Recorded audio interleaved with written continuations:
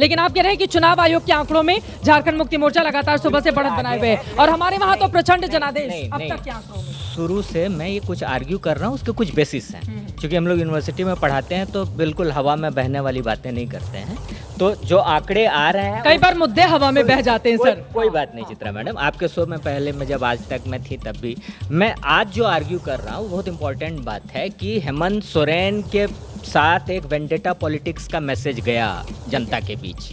आदिवासी राष्ट्रपति आपने बनाया भारतीय जनता पार्टी ने, एक इम्पॉर्टेंट मैसेज है। But at the same time चूँकि उनको वो मिला, बेल मिला और फिर वो वापस आए, फिर चंपई सोरेन उधर चले गए। लेकिन पूरे झारखंड में मैं फिर से बोल रहा हूँ कई आदिवासी ग्रुप हैं, मुंडा हैं, उरांव हैं, लेकिन ये हम जानते हैं लेकिन कि नहीं आखिरी बात, शिबू सोरेन को लेकर एक अलग इनका जो मोस्ट प्रोबेबल सीएम कैंडिडेट है बाबूलाल मरांडी, जिसको किसी जमाने में उन्होंने शिबू सोरेन को चुनाव हराया था, तो वो नेक्स्ट जनरेशन, वो शिबू सोरेन वाले। चलिए जरा महाराष्ट्र पे, ठीक है, बड़ी खबर आपने की है। बड़ी खबर झारखंड में आपको बताते चले, झारखंड मुक्ति मोर्चा शानदार प्रदर्शन करते हुए अब तक के रुझानों में एक बार फिर से लौट आते हैं महाराष्ट्र में सुनामी भारतीय जनता पार्टी की देखने को मिल रही है और सबसे बुरा प्रदर्शन शरद पवार की पार्टी का इस वक्त देखने को मिल रहा है।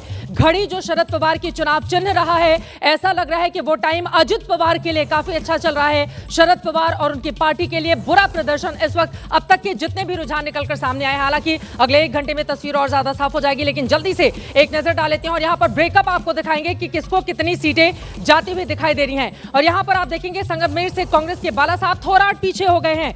बड़ी खबर इसकी, करजेत से, जामखेड़ से एनसीपी शरद के रोहित पवार भी पीछे हो गए हैं। संगमेर से कांग्रेस के बाला साहब थोराट पीछे चल रहे हैं, नंबर एक बार फिर से बदल गया है। 288 में से बीजेपी प्लस 219 सीटों पर आगे, कांग्रेस प्लस 56 तो पिछली बार उद्धव ठाकरे की ही पार्टी को मिल गई थी 2019 के विधानसभा चुनाव में। लेकिन देखिए अब तक 56 जो मुंबई से फिल्म निकलकर सामने आई थी, एक अलग संदर्भ में बनाई गई थी, लेकिन 56 पर आकर सुई यहां पर अटक गई है कांग्रेस पार्टी प्लस को और भारतीय जनता पार्टी 219 पर। क्या हम ब्रेकअप देख सकते हैं? 136 पर, आप देखिए 149 पर भारतीय जनता पार्टी ने चुनाव लड़ा और बीजेपी 136 पर, यानी कि गिने चुने कुछ ऐसी सीटें रह गई जहां पर बीजेपी को यहां पर मात मिलती हुई दिखाई दे रही है। हालांकि अभी ये रुझान है, फाइनल आंकड़ा 1 घंटे के बाद ही शायद तस्वीर और ज्यादा साफ हो पाएगी, लेकिन बीजेपी 136 सीटों के साथ और अब तक बीते 5 सालों में अगर हम देखेंगे तो किसी भी राज्य का ये भारतीय जनता पार्टी का सबसे बड़ा आंकड़ा आप कह सकते हैं। महाराष्ट्र की सियासत में जो पार्टी 149 पर चुनाव लड़ती है और 136 पर अगर यहां पर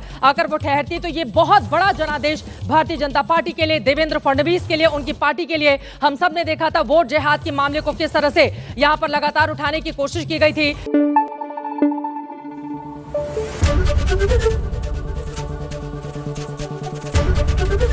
एबीपी न्यूज आपको रखे आगे।